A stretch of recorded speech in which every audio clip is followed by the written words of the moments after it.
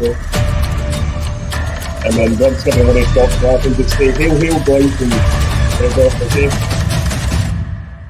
Straight to laughing there.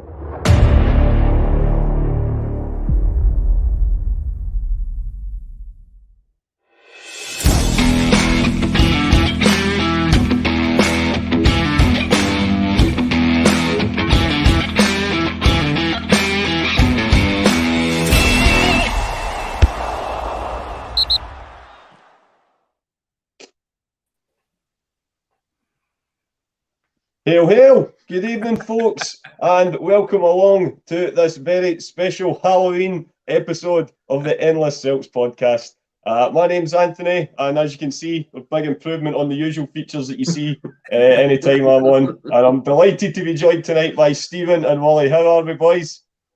All good, man. Looking forward to it. Aye, me too. Mad. Work's mad now. I'm still in the work gear, man. And wives and kids and dogs and all the rest of it. So, but always make time to talk about Celtic. Looking forward to tonight after another good win. Absolutely, boys. Can't wait to get into it. But just before we do, I've got someone here that just wants to come on and wish everyone a happy Halloween for 2 minutes, if that's okay. Please welcome my boy, Jude Dunn. How are we? Welcome, big man. Thanks, Jude, buddy. Happy Halloween. Happy Halloween. I think, do we have a trick or treat joke, Jude? Yeah. What do vampire football players have at half time? I don't know. Blood oranges. That was one of the jokes we were using earlier on when we were out trick or treating. We've seen some scary outfits, Jude, didn't we? Yeah. Yeah, shots.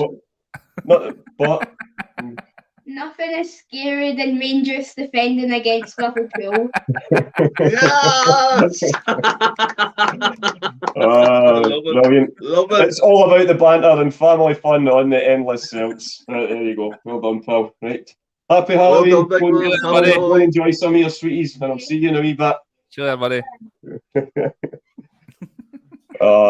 So You about look the kids, like you're part of the Green Brigade tonight, by the way, Tony. I know, just needing some flares, man. It's all good. It's all good. So, and welcome along, everybody in the comments as well. Already see Stephen's bringing up quite a few already. It's all good in the hood, and plenty to get through tonight, guys. All good stuff as well as on the back of a fantastic win at a place that for as long as we can remember has been a bit of a bogey ground. But we put that ghost to rest yet again. So we did. What am I like? And Stephen, I'm just going to come to you first. It's like we say, it's a place, Livingston, that we've always struggled in over the years. We got over that particular hurdle back in March when we had a 3-1 win, which a lot of people said pretty much felt that day that we were going to go on and win the league, which we did. And on the back of a big win at Tynecastle, another tough away match back to back, but we've came up trumps again. Yeah, 100%. Before we go on to that, Anthony, you forgot all the good stuff. Beer 52, the show sponsor. If you want your free case, Beer 52/Celts, you get your free case to do the postage. And also Super 6, just to reiterate, we have a new leader. Yeah. James Mooy. James Bhoys is top with 157 points. Happy birthday, Franny, but get it, didn't you? Yeah, happy birthday, Franny. And just a point behind him is Francis Carty on 156, and then Sean Ross, Jamie Latimer, and Alistair Tack rounding off the top 5. But yeah, as I said, Anthony, I mean, the Tony Macaroni Stadium is a horrible place to go throughout the years, and I think there was someone said on the TV commentary that Martindale's only lost, what was it, 2 of the 5 games he faced with Celtic so far. So there was a lot of expectation in that game. And I think them games for us is what we need to win to be champions. And I said it before in the podcast on Friday, a 1-0, I would take a 1-0 in that game. And the fact we came away with 3 goals was epitomised the team's performance. And albeit it's on that plastic pitch, but I think the rain helped beforehand to make it a bit quicker for the players instead of being sticky all the time. And they're able to do their passing game and stuff like that. But if you're honest, they need to ban these plastic pitches. I know the Eredivisie in Holland, they're going to be banning the football artificial grass soon as well. They just want all grass pitches. Oh yeah, I think it's a thing that every club should invest in. You see even clubs like down in the Championship, like Queen's Park, teams like that. So I mean, Dunfermline having grass pitches. Why can't Livingston in the top flight. It's mental, like, to see it. It looked like an old bowling green. It was terrible, but to get that win, it was great for us. And as I said there, it's the games we need to win to be champions. Yeah, I'm going to come right back to you, Stephen. I'd like to say apologies just for all that at the start, but yeah, a very happy birthday to one of our own, Franco. It's his birthday today on the scariest night of the year. What can I say? And what was but the thing I was going to say, Stephen, I didn't realise that about the Dutch clubs are going to make it pretty much a law that you've got to have an all grass surface, and it's always something, particularly. I live in Livingston. And it's a great. The club's brilliant in terms of community. A lot of the sort of the young teams and all that sort of train on it and stuff. So you can understand it's great for that point of view. But I totally agree. I'm with you on it. I think if you're in the top flight, there has to be some sort of condition where everyone's got to play on grass. And if that means Livingston would argue that they might lose out a lot of revenue from that, then perhaps some sort of compensation package or something like that, because it does make a mockery of the top flight for me. I would agree with you. But I'm just going to come straight back to you because I know it's something that used to bug you last season and even seasons before. And we spoke about it with Celtic constantly dropping points at the Tony Macaroni. Do you think although Ange himself has lost on it, do you feel that he's reacted to it better than previous Celtic managers did? Because I don't know about you, but I felt some of them were using it too much as an excuse. We accept that we want to play on grass, but do you feel that some of them previous managers milked it a bit too much? And, these guys are the top pros in Scotland. Even if it is an artificial surface, they should be able to perform better than a lot of the times they did.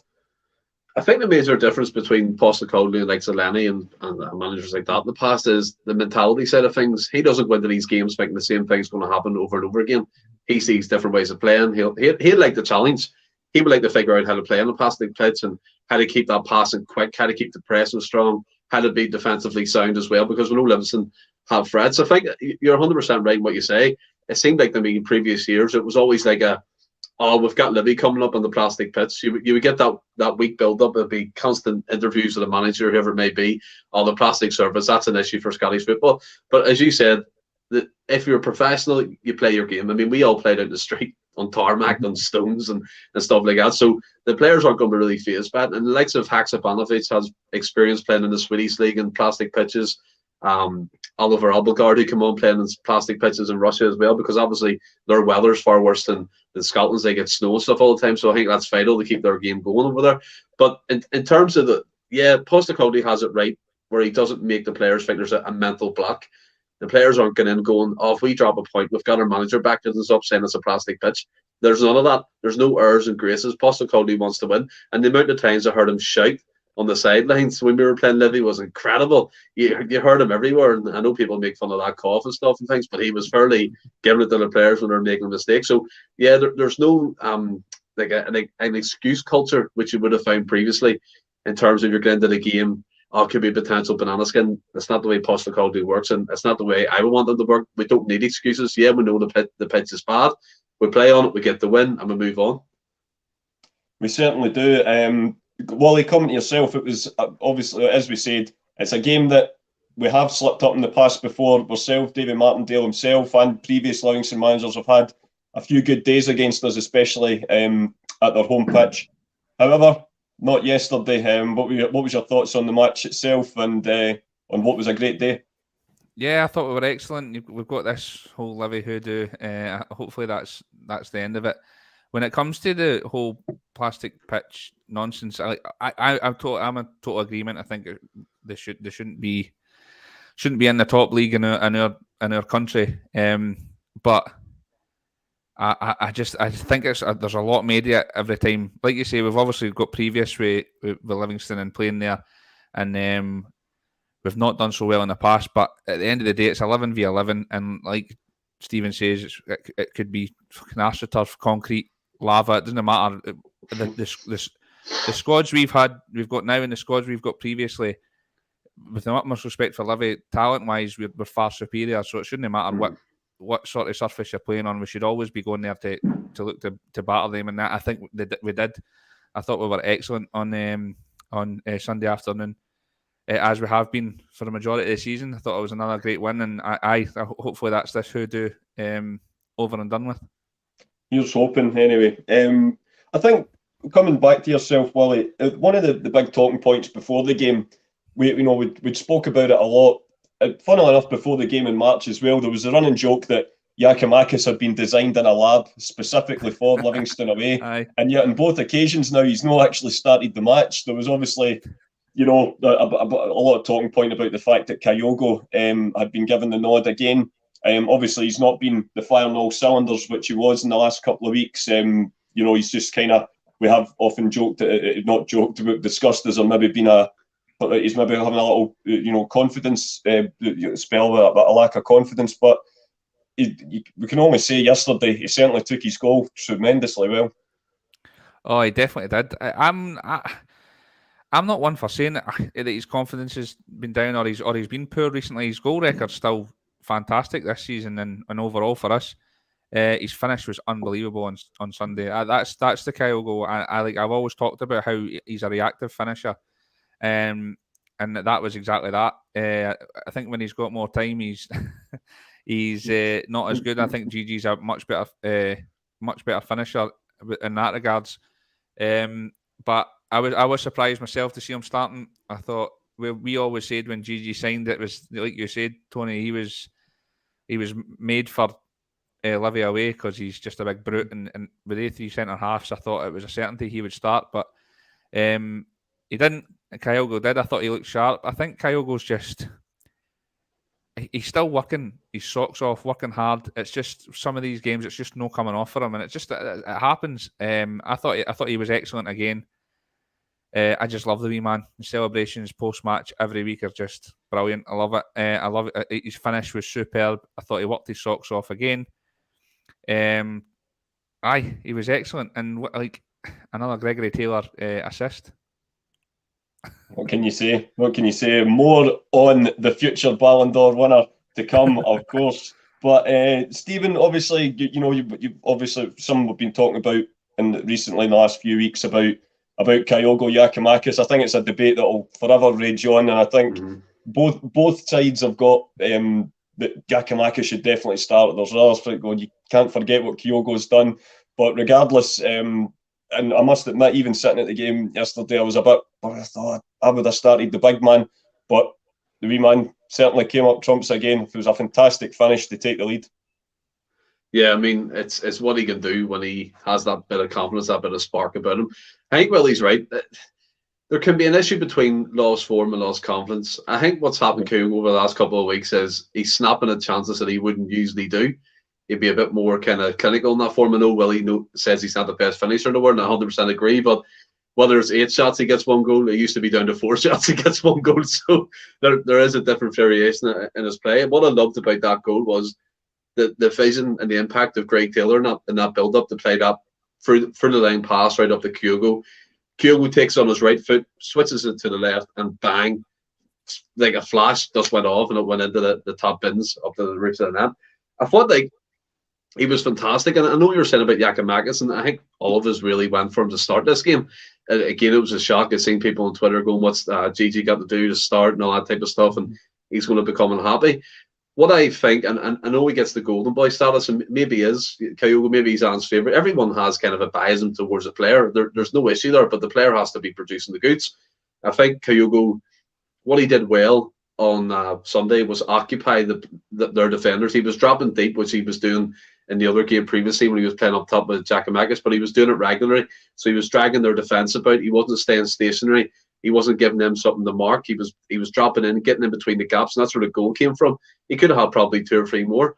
But when he hits that form, when he gets that kind of sensation back into his game again, he's going to be fantastic. And the commentator even said himself, he's back up to our top goal scorer, and he's been on a duck leg. So yeah, I mean, we're all right to say he's dropped form and stuff, but when he produces stuff like goals like that, the imagination doesn't whip that.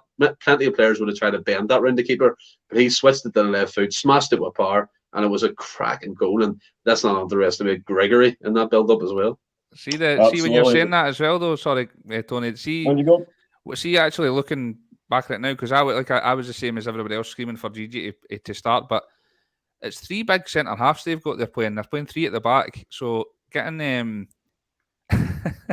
getting the ball wide and getting the ball in the box, I don't think was the play.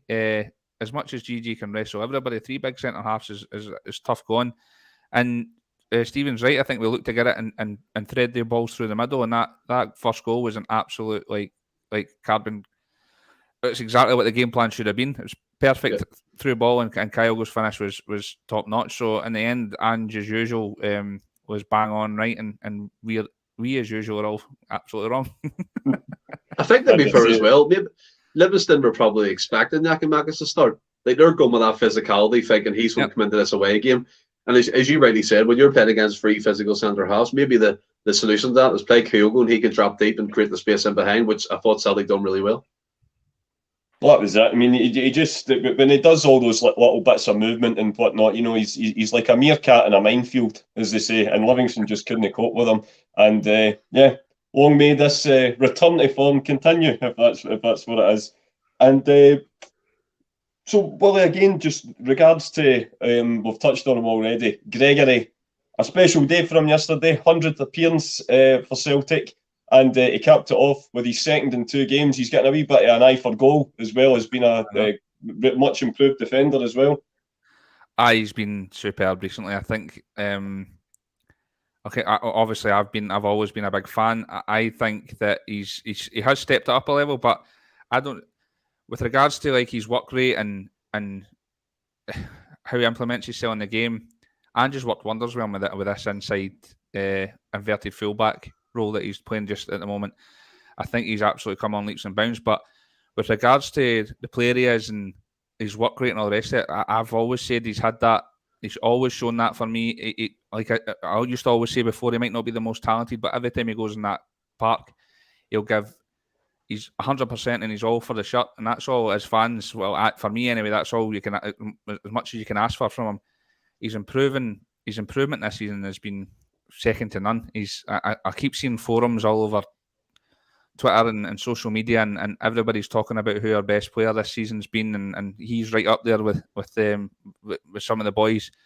And I reckon a lot of people, when they said that at the start of this season, his goal was a great strike. It's obviously pretty fortunate. It's getting through defenders, and the keeper can't see it. But a nutmeg for 25 yards is no bad. Good strike, and he had a pop at goal no long before it as well. I was putting in the chat about his shooting, and then he ended up scoring. What a couple of weeks for him! I'm so pleased for him because he was the scapegoat. He was the one that everybody used to bash. It's no him that's getting it now, so it's moved on to others. I'll no name. But much like Forrest used to be the whipping boy, and he wasn't. I just feel like Taylor was the one that everybody kind of turned on, and now he's proven everybody wrong, and I couldn't be more pleased. He's been absolutely brilliant the last few weeks, especially. But this season, he's just hit the ground running. He's been absolutely superb. He certainly has. And Stephen, obviously, we'll get to lineup predictions for our next match at the end of the show. But I don't know about you, I'm just a bit petrified that he starts in the Bernabeau just in case Real Madrid try and sign him. You may hold the phone there, Anthony. He's been great, like Galacticos and all that. We'll never know. But 100%. There's been countless podcasts where I've underestimated Greg Taylor, and I hold my hands up to that.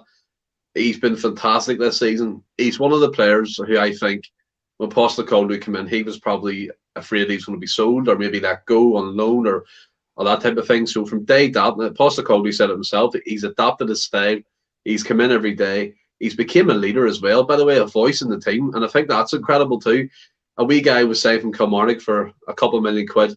And people obviously that kind of career path to us, and you're going, is he good enough? And maybe question marks are still around his European performances, that's fair enough. But domestically, he's been sensational. I think he's took the game on to the next level. The way he gets in the midfield and the way he passes the ball, he was whipping balls 40-50 yards to James Forrest, and it was just great to see. He was coming into midfield, he was linking up with Mooy, linking up with O'Reilly, telling people where to go as well, and that team too, experienced players, and he's standing up to them. I think in regards to Bernabeau coming in as well, that's probably elevating him even more to prove he's still the number one left back, because there's obviously competition coming in, young guy from Argentina to push him on. But he's just took it and he's ran with it. And even the times Bernabeau's played well, Greg Taylor's coming in to be number one. And I don't think that should be changed. He's just one of these guys that is like Mr. Dependable. Like a team needs a player like him who's going to give a 7, 8 every week. Not really going to do amazing stuff, obviously, but just be solid, get the ball going, give it to the better players. And his goal was fantastic, by the way, the power on it. Just to get it through, like free centre backs, even a Celtic player at that time was like, oh, moved out of the way, and then it went through your man's legs. And I know Martindale singled him out for a lot of criticism. Jack Hamilton, their keeper, I thought that was a bit uncalled for, kind of throwing him onto the bus there, even though the whole team should have defended that better.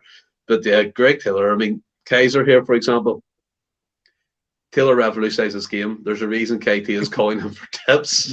So I mean, it's one of these things. Like, he's took his game on, he's listened to the coach, and he's improved his game. And there's not really much more you can ask for from a fella like that.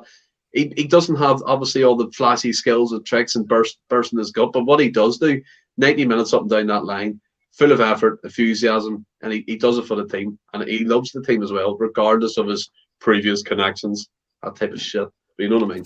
Yeah, absolutely. I mean, there is still probably, and thankfully it's a very, very small minority now, but there was a contingent of that based on, you know, who he grew up supporting and all that. And you're absolutely bang on, Stephen. It's absolute nonsense. Some of the best players, and I'm talking the best players in their history, grew up with an affection for the club on the other side. So, yeah, it's all about what they do when they become professionals. Who would have thought the wee fella from Kelly would be taking the huddle a few years later? 100%. There you go. Absolutely. Can't I believe I've just heard Stephen talk about Greg Taylor like that. I know. Weeks past he was talking about him being captain, and was it the perfect example was it Shakhtar where the boys, or was it league game? See where the boy when Juranovic just came back at the left back position and he was coming back towards his goal and somebody's had a nip at him, and Juranovic reacted, and Taylor was the first one to go over and he pushed him away and says, off, right? Just leave it. I can't mind. I think it was a European game there, but it just shows you his leadership skills. He's the one, and like we've all seen him in the huddle. Even though CCV was a captain, he was the one taking the huddle and all the rest of it. And it's just like I say, I'm so pleased because I've always been a big fan, and I just can't believe that I've heard Stephen talk about him that way. It's brilliant. But as I've always said to you lads, like I can admit when maybe I've been a bit harsher, and I look back on things and I can obviously recalculate what I'm saying. He's been a fantastic player. And yeah, there might be a couple of weeks down the line he makes a horror mistake, and I'm slating him again. But that's the way football goes. It's all different weeks. He's fantastic. Other weeks he's not, and that's the way it is. And at the moment, Greg Taylor is probably one of our most consistent performers and best performers as well. Yeah, amen to that. Can't argue with that at all. And we rounded the game off with our third goal. Fantastic cross in from David Turnbull, and the returning hero, our Jota. Seemed to give a few of the elder ladies in the front of the crowd a bit of a good time when he was celebrating there. But it was just great having him back on the pitch, Willie. Obviously, we've coped relatively well in his absence, and you got to give credit to the likes of Haksabanovic and James Forrest, you know, wingers like that have came in.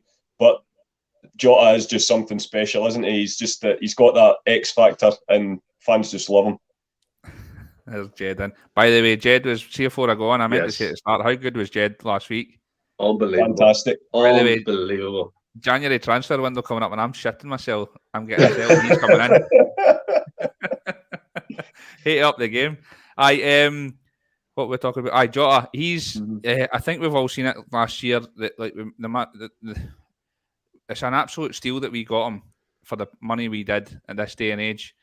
He's an absolute. You can tell when he's on his game, he's just a level above the rest.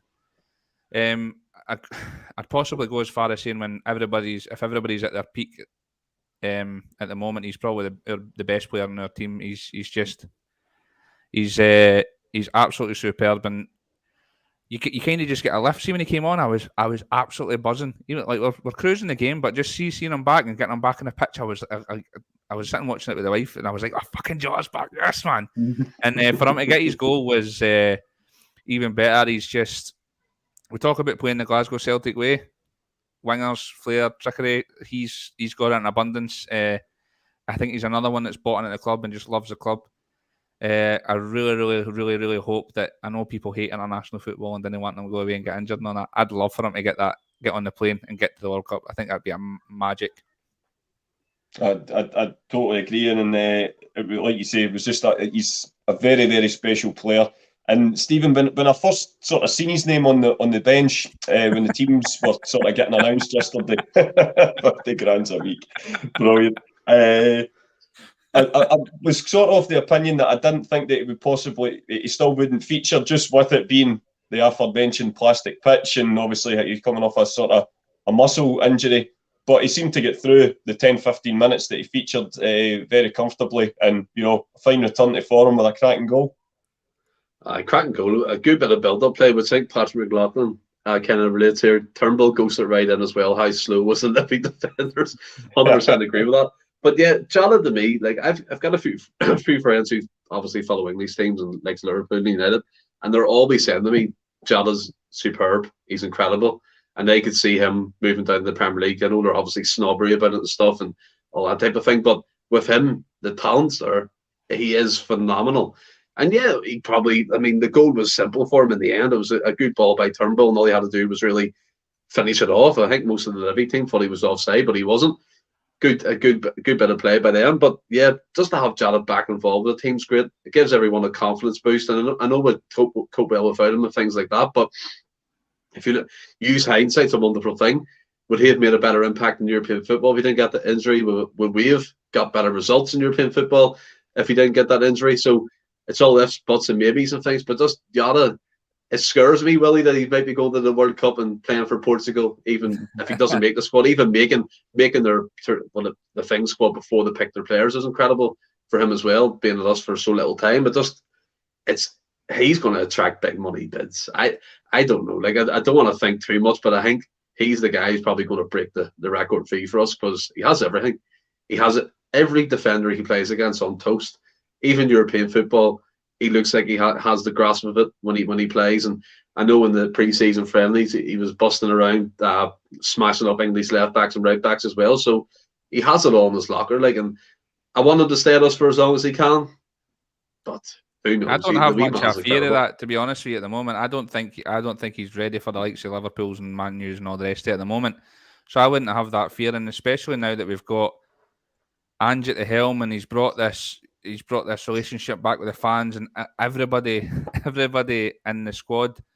You can tell they're loving being at Celtic and they just love it and they're buying into this whole mentality, and Ange is the biggest draw, and I just think he's in the best place he could possibly be at this moment in his career, and I don't think he should be moving anywhere else anytime soon, and I don't think he will. I think we'll hold on to him for a couple of years at least.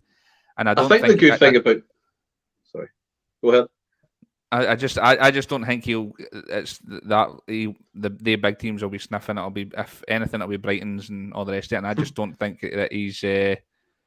I don't think that's right for his career at the moment. And like I say, I think he's really fallen in love with this club. And maybe that's me being naive, but I don't see him going anywhere anytime soon. I think one of the best things as well, Jota seems humble within himself. He doesn't seem like he has a big, massive ego or he's looking for moves or all that type of thing. I mean, he's celebrating with grannies. He just scored in his comeback and he's celebrating with a granny. Do you know what I mean? That's the type of guy we're on about here. He just loves the club, loves the support. In the summer there, he's not even signed for us yet. It was a bit of a drawn-out process. He's in New York wearing Celtic tops and all that. If you're looking for a move to another club, you're not going to be firing about on holiday in New York wearing Celtic tops, are you? See, just hanging that as well with that last goal, David Turnbull was obviously brilliant. I'm so pleased he's back and fit. I really hope we get to see a bit more of him. Agree with that. Especially with Calmac being out in that as well. And I know we're going to go into Mooy splitting the fan base a bit now. I think Turnbull's, especially with O'Reilly kind of playing that number 6, I think there's a role for Turnbull to play in this first 11 now between now and the World Cup. So hopefully I get to see a bit more of him because I think he's been an excellent player for us in the past. And I know they talked about it. Who was it? I can't remember who was talking about it. But the see how Taylor scored that goal. I totally agree with. I think as a team, and we've talked about it previously as well. Whereas sometimes you try to walk the ball in the net, and we should have a pop shot a goal a bit more often. I think Turnbull's great at that. I think he's probably the best in the squad at that, having a pot shot outside the box. So I think he could have a real impact. So I'm hoping to see a bit more of him between now and the World Cup, especially with Calmac out, like I say, and O'Reilly kind of dropping in that 6. I think he can fit in that 10 perfectly. I may be a bit controversial here, right? And sorry, Anthony, I know we're on a wee tangent here, right? But I was thinking hypothetically when Calmac comes back, I think Matt O'Reilly has possibly done that role just this season, by the way, season a bit better than Calmac. Could we see Calmac pushed up a wee bit with Hatate and O'Reilly still staying at the 6? I think you possibly could, and I think I would agree that that before his injury, I think it was very much. Some people were saying it's a loss of form or whatever, or he hadn't been hitting the heights. I think it was just Cal McGregor has played so much football. Yeah, there can't be many players in Europe that play more football than Cal McGregor, and I think that's what we love so much about him. He always wants to be involved. He always wants to make an impact and lead the team. But as much as he's he's the mask that he wore looked bionic, he is a human. And eventually, every so often, you do need a rest. We did joke before he actually picked up his injury that the little suspension he picked up for getting the red card against Motherwell might actually do us a bit of good because he'll get a bit of a rest, not realising that he was then going to go on and get injured whilst playing in the European tournament. But I think it goes back to everything else. For me, it's competition for places everywhere, and not even the captain of the club, who's been there pretty much since he was able to kick a ball. But it can only be a good thing. Although I do think when fit and when back ready to go again, I do think he'll slot back in, no problem. I didn't say drop him. I'm saying push him up a position. Yeah. No. I think actually O'Reilly's obviously done brilliant there, and I remember sitting in a pod with you before. Was it Leipzig, Stephen, and saying if he plays number 6, we're going to get slaughtered. He's never a number 6 in a million years, and he's totally proved me wrong. He's been excellent in that role. I didn't realise he played that role at MK Dons. Obviously, a totally different level, but he's been brilliant in there, and I actually think he's probably better. He's probably better than Calmac in the sense of protecting the defence, or maybe even better in the tackle. Calmac's like a wee terrier at your ankles. But for me, there's no a better number 6 at this. And by the way, I don't think it's Calmac's best position, number 6. I think number 8 is his best position. But there's nobody better than a number 6 than him at the club, Calmac. I think for the gaffer's style and how there's nobody better at getting the ball and driving us out and getting us out for the centre mid than Calmac. So I think he'll go straight back in there.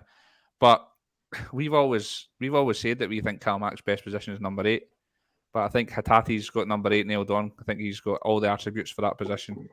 Listen, remember O'Reilly was brilliant in number 10. We were all screaming about how he's absolutely world class as well. So I think he'll slot back in there. But it's interesting. It's good to know that we've got these options. It's an interesting point, and I could definitely see Calmac further forward than O'Reilly sitting. But for me, I would have Calmac back in a number 6 when he's back.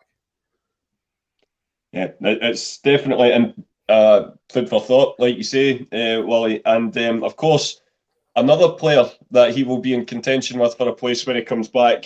And I'm going to come to you first, Wally, before we come to Stephen, because we all know his favourite subject is coming right up. I'm talking, of course, about our Australian midfield maestro, that is Aaron Mooy. Jesus. After yet another polished, competent, effective performance on a terrible pitch yesterday. I would say out with Greg Taylor. He was my man of the match yesterday, head and shoulders. His off the ball movement was absolutely tremendous for me. And I don't know about you, Wally.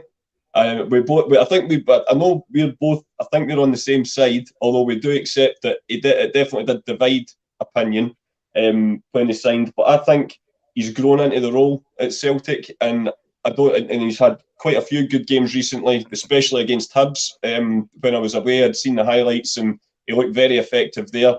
I think he had a very similar performance yesterday, and he's really stepped up in Calmac's absence. Yeah, he's definitely divided opinion anyway between I would agree with that, by the way, Kaiser's saying there. I'm going to go on to that in this wee rant here. He's definitely divided opinion. I think in our no, I've got the beard. Aye, he divides opinion. For me, when we signed him, he's a squad player. And when he was coming on for these 20-minute cameos, half-an-hour cameos in that 6, he did exactly what I want my number 6 to do. And he kind of, like, he would get the ball and he's just playing these 6-yard passes. And I know I can see when people are talking about him slowing the game down. I can see that. I totally understand why people say that. And that's why I like him in the number 6 better. But Ross in our group chat absolutely nailed it at the weekend when he said he's when everybody's fit, he's not in our first 11. He's a rotation player, and when he comes in, he does exactly what is asked of him. He does the job. Like I say, I understand people saying he slows it down. Tony, you're bang on against Hibs. I think he got 3 assists against Hibs. I think his passing range is excellent. Both feet. I like the fact that he does try and get it in the box as soon as possible. When he's out wide, it doesn't matter if it's his left or his right. His first thought is to let's get this in the box. Let's get and he gets a shot away as well. I think he's been decent in number 10, but I do prefer him as a 6. I thought he had a decent game yesterday. For me, I don't think he was like brilliant yesterday. I thought he was good, but I wouldn't be like clambering the mountains to shout how good he was. I thought against Hibs he was excellent. And I think in this wee run of games, I think he's been very, very competent. He's been brilliant. I think he's been really, really good. I think his passing ability is his best attribute. Mooy. I think it's his best attribute. And I think he's been a good addition to the squad. He is a beat-on for us, though. He's not our first 11 player. He's somebody that's going to come in. And I think when he has come in, he's done the job. I don't understand. It's because Greg Taylor's fucking Ballon d'Or winner, and we need to find somebody else to have a go at, and it seems to be Aaron Mooy's the whipping boy now for some reason. I do agree, Wally, and but Stephen, I am nothing if not a fair man. I will of course allow for you to perhaps counter that argument. You've often said that when he signed, you were underwhelmed by it. Where these whelmometers you can get them from, I've no idea. But after the last few weeks, where would you say your level of whelm is? Are you on the Mooy camp yet, or are you still very much waiting for Giakoumakis' return? Waiting for anybody's return.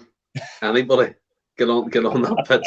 I really struggle to see what he brings to our team as a whole, or a collective, or as an individual.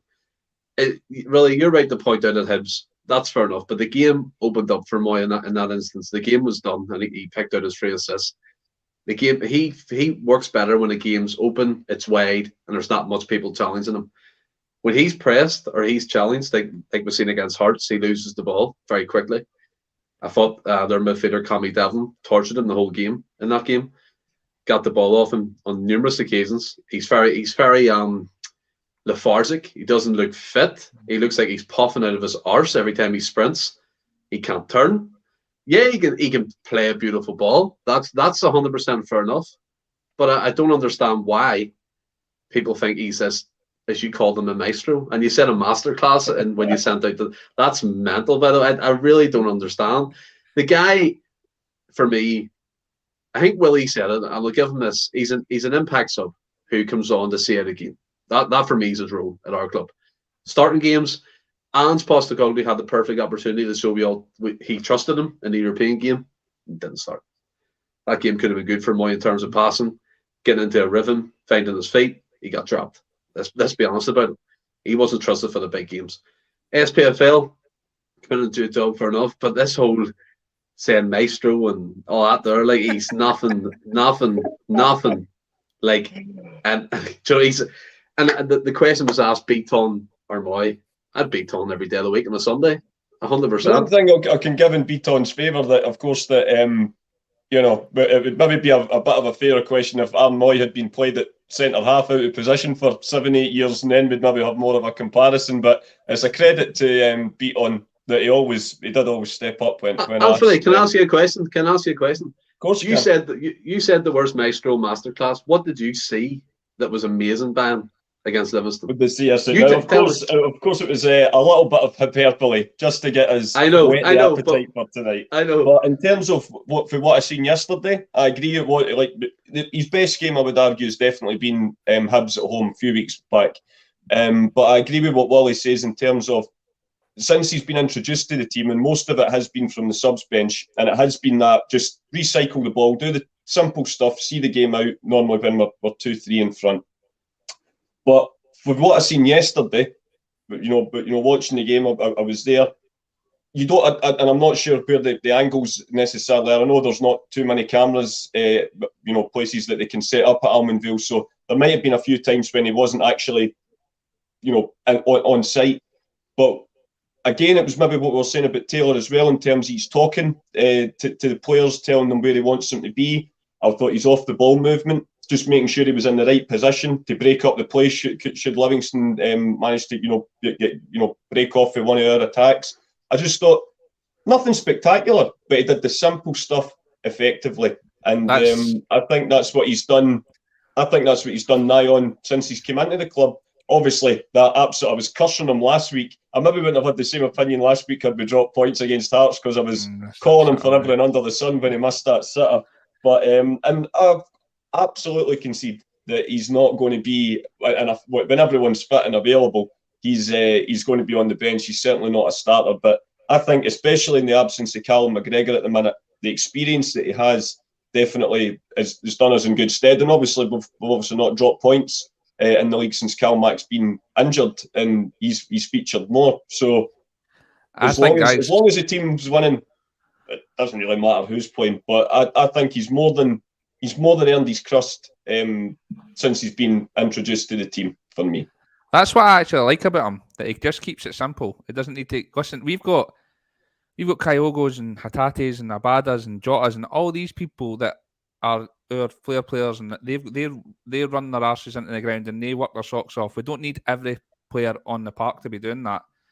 You said that he's like quite lethargic and looking at that, and I'm not so sure I do definitely agree with that, but like say Dimitar Berbatov was like that. He walked about like he wasn't even interested, and he was. I'm not listening. Don't start shaking your head. I'm not comparing him to Dimitar Berbatov, right? What I'm trying to say is Berbatov looked like he wasn't even interested. Didn't even want to be in the pitch. That boy was world class. He doesn't need to be running himself into the ground. If your movement's right and your passing ability is right, which I believe Mooy is, that's some point, by the way. I just love the fact that he just does the simple things. That's all he needs to do, because we've got so many people in this team working and doing all that, doing all the running, doing all that stuff. He doesn't need to do that. There you go. Tell you, he was getting compared to Modric last week. Berbatov the night. I tell you, Stephen's going to end up chucking himself out that one day. Honestly.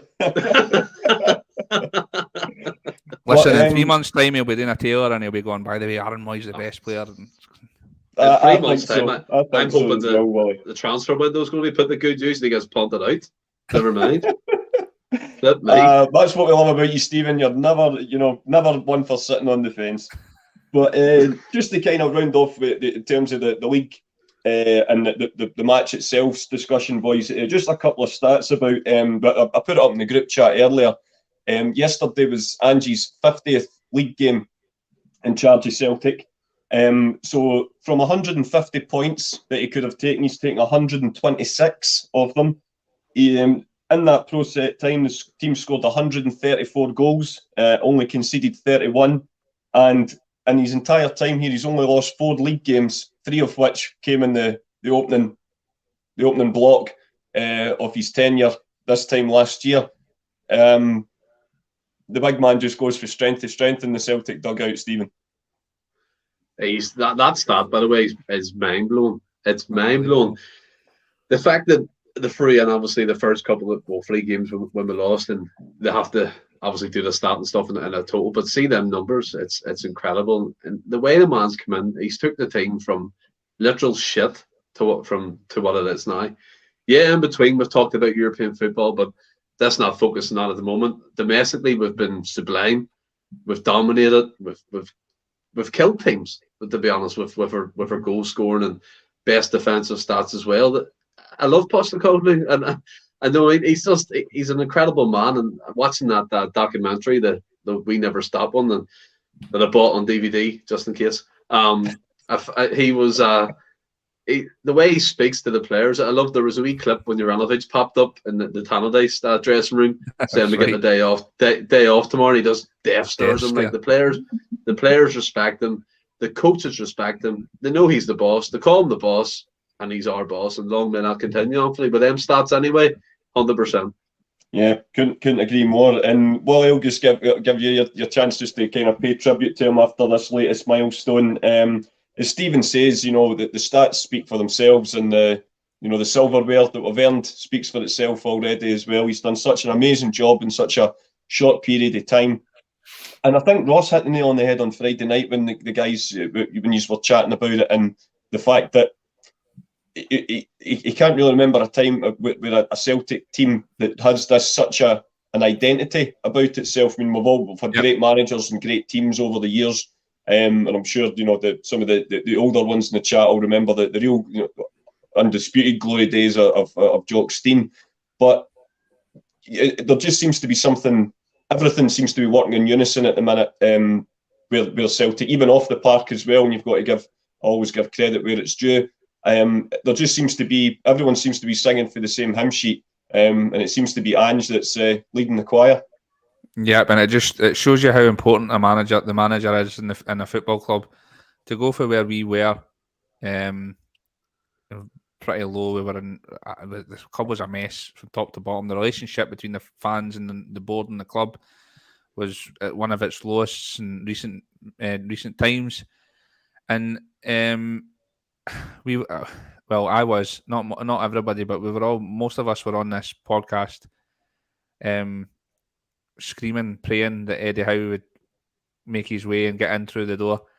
It turns out that was us not getting him was the best thing ever to happen to us in recent memory. Anyway, you talk about his identity and us that as well. It was absolutely bang on. He's especially in modern football. I think clubs that's what they look for in a manager, is to have an identity, and he never ever wavers for that. Doesn't matter what goes on. And those statistics that you're talking about are absolutely incredible, which I love hearing them, because when you sit back and look at it, this is why it really, really winds me up. And being on this podcast has shown it more than ever, when people absolutely shit the nest when we have a result like against St Mirren, and it's just take a step back and have a look at what's happened before and where we've came from, and it's unbelievable transformation. But yeah, like I said, I love the fact that he never ever wavers for that. He demands respect, but it's it's an unbelievable quality to demand respect from everybody and have that kind of. What a comment, Monty. Appreciate that, buddy. Absolutely. It's an unbelievable quality to have. Like Ross, Stephen said there, that the death stare and all the rest of it. So there's quite a kind of Alex Ferguson, not intimidation, but you know what I mean, that kind of I'm the gaffer. It's amazing to have demand respect, but also be humble with it. I don't understand how he has this quality where he absolutely takes the piss out of the media, pulls their panties down, smacks their wee bums every single press conference he does. But he doesn't come away from it looking like a dick. He's really humble and clever with it. I just think he's an amazing human being. Never mind all the management stuff and what he's done. As a human being, he's just incredible. And I just think we're so fortunate to have him here. And I'm hoping it's going to be a long tenure. I keep saying we need to do the Alan Pardew at Newcastle contract and just give him like 9-year contract. Just stay forever. I think he'll have a long tenure, and I really, really think at the end of it, he's going to be up there with the greatest ever. We always talk about as a character, he's quickly becoming our favourite manager, and we've had some characters with Strachan's, O'Neill's, and Rodgers, and all the rest of it. But the way he's got the team playing, the way he's brought back the Thunder, every game's a sellout. Everybody wants to go and see Glasgow Celtic play the Celtic way again. Just everything about him oozes quality and class, and I'm just like so happy we've got him at the helm. I think he's just the greatest, and I think he will be one of the greatest when he leaves. I wholeheartedly agree with that, Willie. Very well said. And I just want to say... That's a great point. That's a great point. Absolutely, we backed the guy that said it that day, but when there was a lot of people were almost trying to mock it. I thought it was a brilliant point, and it was said in a very calm way, and I think he's taking it on board, and he sees why that point was made. But I just wanted just thanks very much to Monty for his kind words there, and as I say, Monty, we love putting the show on. And it's only a show's only as good as the folk that watch it and listen in and get involved with it. And we love all the interaction that all you guys have with each other as well in the comments section. Most of the time it's all fair play, but what can you do? But listen, if as we were speaking about earlier with Jed on Friday night there, it was absolutely fantastic, a brilliant guest, and on our viewer takeover series, and obviously it was started by Kaiser back in the day. When we first started it, and we've got Alistair lined up, I believe, next to come on our viewer takeover. We'd love as many of you guys to come on as possible. If you guys want to, come on and just shoot the breeze about Celtic, it's all about you guys. We would love to have you on. Just either reach out in the comments or get in touch with one of us on the socials, and we'll get the dates arranged about when it comes in. And we can get you on, because that's what it's all about. It's all about good guys just talking about the club that we love. And absolutely, Kaiser, the name is definitely in the book, my friend. We'll get you back on ASAP, my man. It was you were absolutely brilliant, kicking off the whole viewer takeover scene. It was great. Don't let Brown Warrior on. Oh, we'll maybe keep you separate, But no, absolutely. And going back to what we were saying about Ange, Willie, in the sense that it's his catchphrase, "We never stop." It seems that we aren't stopping, because as if reports are to be believed today, and there's so much traction with this, that you can't help but thinking that it must be something that's more than just rumours. Chats of a defender from Japan coming in right at the start of the January transfer window. I'm going to have a go at this. This might be might not be the best pronunciation, but I believe it's Yuki Kobayashi, left-sided centre half. It looks like he's potentially going to be our first arrival come January. There's been rumours to say that we might be looking at potentially another 2 or 3 coming in on the back of him as well. As great as the stats have shown how great his business in the transfer market's been so far, but it looks like he's already thinking about the next phase, the Ange project. Yeah, I wouldn't be surprised if he's even thinking about the next again in the summer. Mm-hmm.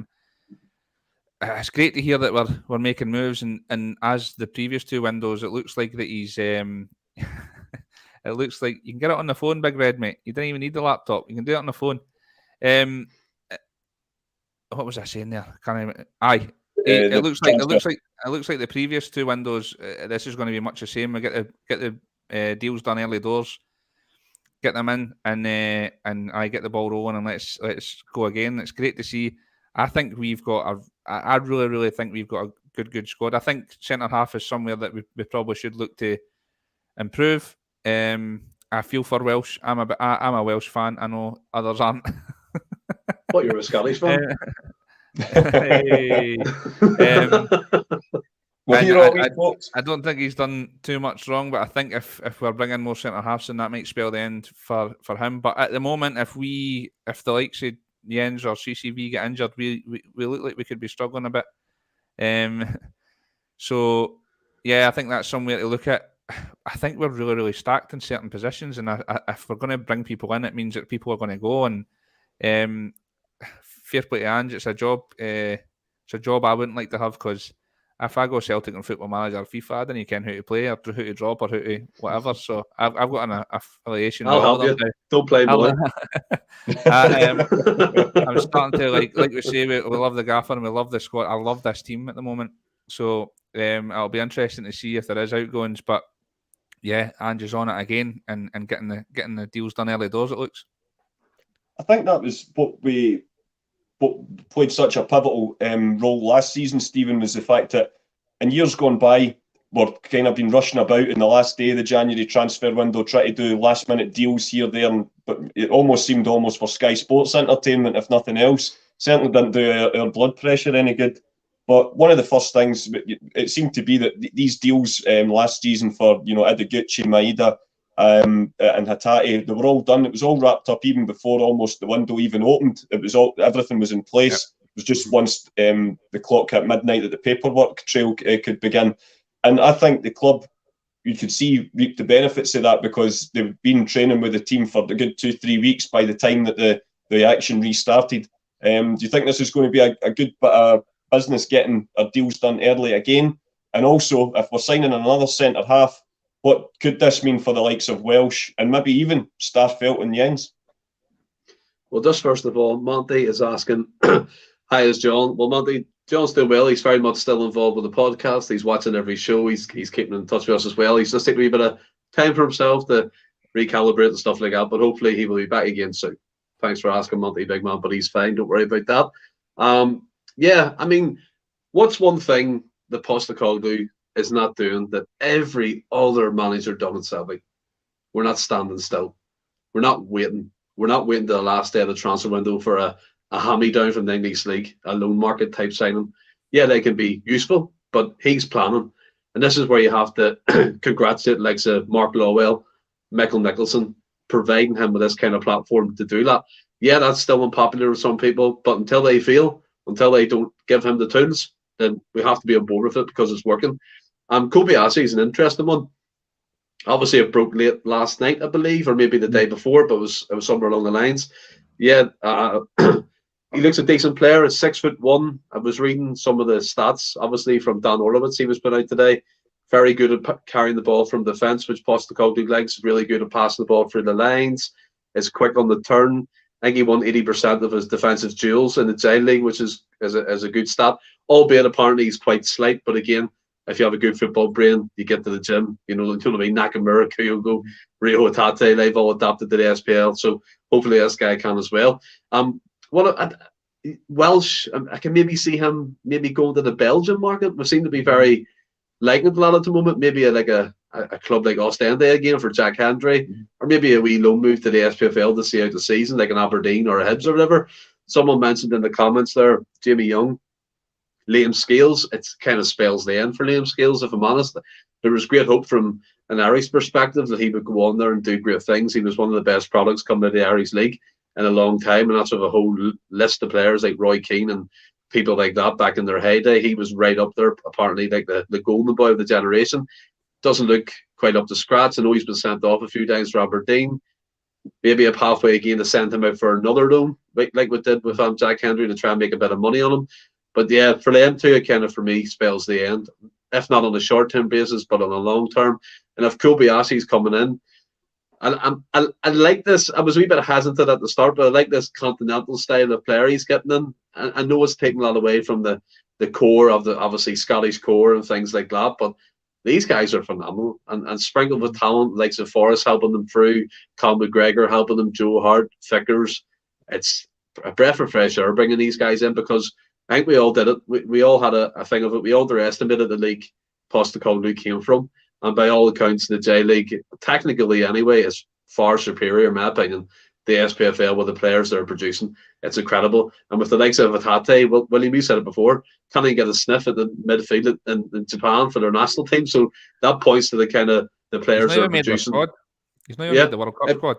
Nuts, man. That points to the players they're producing on a national basis, by the way, moving on to Europe and getting big money for them as well, like Kagawa and all them types of players. Yeah, Kobayashi, left-footed centre half. I think we're crying out for one. Jens, Kobayashi, Starfelt and Vickers. That sounds pretty good to me. So you say it's all about competition for places, and yeah, it definitely. But what, as I say, I obviously haven't seen him play or anything, but what you've read up on him since, it definitely seems to be like it's something that's down the deal is down the tracks already, so it's something to look forward to in the new year. And we'll just kind of round off tonight, boys, with obviously there's a big name game on the horizon, shall we say, Willie? And of course, unfortunately, due to results preceding that, it's essentially a dead rubber on Wednesday night against the Galacticos of Real Madrid. I think probably next week, once all the dust is fully settled, we'll do a proper review of our European exploits this season. And it's just been, it's like we've spoke about so often, it's just been fine margins in the Champions League, and unfortunately this year we've just kind of been on the wrong side of them. There you go, great start there for Patrick. And but regardless of that, it's still Real Madrid. It's still the European champions, and the Bernabeau itself, of course, it's obviously under a lot of reconstruction at the moment, but it's still one of the absolute cathedrals of football. And if anyone in the squad will be wanting to be involved in it and trying to come away with a good result for Celtic. Yeah, it might be a dead rubber with regards to qualification, but I think we can all agree that Ange definitely will not be seeing it as a dead rubber. He'll be going as he has in every Champions League game, hell for leather to win it. I think he'll put out a stronger squad available. This is it. This is what the Champions League is about. Going to these places, the greatest team, if not the greatest club team ever to grace God's green earth. Definitely one of them. It's going to be a magic night. Again, I'm still super excited. It doesn't matter if we can qualify or not. It's still Real Madrid at the Bernabeu. Still one of the biggest games in football. And it still got me excited, apart from the fact it's fucking early kickoff again. But I can't wait. I can't wait to see it. I hope they put out a strong team as well, because you want to see us again. And I thought we've touched on it. We did pods on it already. The home game, and I thought we absolutely battered them for the first half hour. Just need to put the ball in the back of the net. That'd be nice, something to cheer. Because I think we've worked really hard, and I think we could have been very successful. But like you say, it's just fine margins. I love this team, and I think they're definitely going places. And I'm already looking forward to next year's European football, because I think we can be a real force. It's just a shame we've not been clinical enough. But this is a fixture we were all looking forward to. Hopefully, we're wearing that black kit under the lights against the white Galacticos, and I'm getting butterflies just even talking about it and thinking about it. Can't wait. I'm like yourself, Wally. I'm looking forward to it. And Stephen, as Wally says, of course, they're not the only big club in the world, but Real Madrid, 14 Champions Leagues. I mean, that almost is up there with playing Frankfurt in a Europa League final. It's incredible just how big a club they are. But it's. As we say, we're obviously disappointed with how the groups, panned out in terms of points and results and whatnot. But even, of course, in terms of just even basic finance, getting a win, or even picking up a point in the Bernabeu does boost the coffers as well, which could just potentially end up having an extra player or whatever in the January transfer window. So we're still going to be all out and trying to do as best we can in the game, even although it will prove ineffectual in terms of any European progress. I mean, what people are failing to realise as well, this is a kind of a must-win for Real Madrid. The top of the group, I think they need to win or get a result anyway from this game. So it's going to be competitive from both teams. I don't think the Celtic are going to go in kind of thinking it's a dead rubber or have that kind of attitude. That's not going to happen. We're still wanting to make the imprint in European football. And Real Madrid are the pinnacle of European football at this moment in time. Their history speaks for themselves, and their players in past times go past. Look at Modric, Karim Benzema still playing, Vinicius on the left, Rodrigo coming off the bench, and some incredible players, Toni Kroos, people like that. But I'm not fearing it. I'm not really thinking we're going to get absolutely smashed up or whatever. But it's one of these ones, Anthony. I'm getting in here with false hope. Because if Real Madrid, if they need to get a result, they're not going to back down an inch, and they wouldn't want to be showing up in their home patch. I would love us to get a couple of goals and kind of make an imprint there and show what we're made of and play that style of football. And as Willie said, make improvements going into next year, because that's when we'll be judged again to see if we're improving next year, see if we're actually making strides in European football and what we've learned from the top level. Again, the coefficient maybe damage on both teams and the other parts as well in this run. So we never know. Might not have 2 European spots to go for, maybe just one, and then the qualifiers again. So that's a worry. We need to keep that going. The coefficient needs to keep improving. But yeah, I'm looking forward to it. It's one of them ones you can not sit back and relax and watch it, but just sit back and enjoy Celtic at the Bernabeau under the lights. Whether it's under construction, who cares? It's one of these iconic moments that I've never seen, and I'm looking forward to see it. Yeah, likewise. And I'll come to straight back to you, Stephen. What do you think the score will be? And if you were the man in the dugout, who would you send out to take on the Galacticos in their home pitch? Right, so starting 11, I will go Joe Hart, Juranovic, Carter Vickers, Jens, Taylor, O'Reilly, Hatate, Haksabanovic in the 10, Giakoumakis up top, Maeda on the left, and James Forrest on the right. The score prediction for me is, I'll be honest, I hate being honest. The score prediction for me is 3-1 Real Madrid. Okay, fair enough. And if not, a realistic outlook. What about yourself, Willie? Don't hate me, Scoreline, guys. prediction and lineup. I think my team would probably pretty much be the same as Stevens, except I wonder if Jota will be fit enough to start on that left-hand side. I wouldn't risk him, Willie. I wouldn't risk him. Just in case. Yeah. I reckon my team would probably be the exact same as Stevens, to be fair, which I'm surprised at. I'm going with Jamie Young. No, 2 each. 2-2 draw. Stephen, my team was actually the same as yours as well, just with the exception of I think he would start Abada over Forrest, just with the fact that Jamesy started at the weekend. I think Abada might come back in there, but we'll wait and see. If it was up to me, I actually would have James Forrest in beforehand, but that's just their personal opinion. But yeah, so I think we're pretty much all going roughly for a pretty similar outlook in terms of the lineup.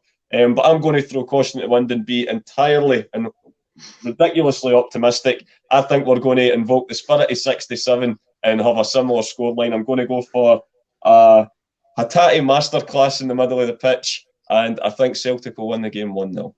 Let's go for it. Why not? It's Halloween. Let's be happy. See, the thing is as well, we never know with these games. Ange is always throwing up surprises. So he played both Kyogo and we were in the podcast before Shakhtar. We were like the whole discussion. Half the podcast was whether Gigi or Kyogo should start up front, and he played both of them. And it's not the first time he surprised us all. So it'll be interesting to see. I'm coming round more to the fact about maybe playing Kyogo on the left and Gigi up front. I wasn't for it to start off with, but I'm coming around to the fact I wouldn't be too disappointed if he did that. Although he played more in the 10, didn't he? Against Shakhtar, and I thought he played really well there. So I wouldn't be opposed to that. But I think that it's there's nothing to lose. And I mean, these guys are playing on the biggest stage at the grandest theatre. Go out and enjoy yourself, boys. Do what you do best. Put on a performance and listen. Just get a few goals for this, man. Give us something to cheer. If it's 3 each or 4-3, I'm not bothered. Just give us some goals and give us something to cheer. Put them on the back of the net. Absolutely. And good luck to Ange and the boys on Wednesday night. And hopefully come Friday night, we're talking about a positive performance and even better, hopefully, a positive result as well. But that kind of wraps things up for tonight, boys. Have you enjoyed yourself tonight? Brilliant. It's been great. We're good, mate. Superb. Likewise, and Jude. Top performance from Jude. Oh, absolutely, yeah. He's getting a fair knack for the camera, as my boy. If the football career doesn't work out, no, might get him on the stage. You never know. But yeah, I'm the same. It's obviously been great being back on. I've been off with the dreaded COVID the last couple of weeks. I've been feeling absolutely awful, so it's been good to be back and doing what we do best, talking about Celtic. And thanks again to everybody for watching and getting involved in the comments as well. As I say, we appreciate everyone, and Stephen tries to get as many up as he possibly can. And as I say, if anyone wants to come on, get in touch with us. We'd love to have you on for a viewer takeover episode. And don't forget to get your Super 6 predictions in for the league. Keep trying off. Better do it now. Of course, as well with Beer 52. If you go on, you get as long as you cover the postage, you get the full box of beer free on us. Just type in the Celts code there at the end there as well. And of course, as I say, I forgot to say it at the start of the show. Happy birthday to our Franco, and hope you've had a really good one, mate. And that's it. We shall see you on Friday. We'll be talking about our match at the Bernabeau. So hail, guys, and I'll let you, Stephen, give us our famous outro.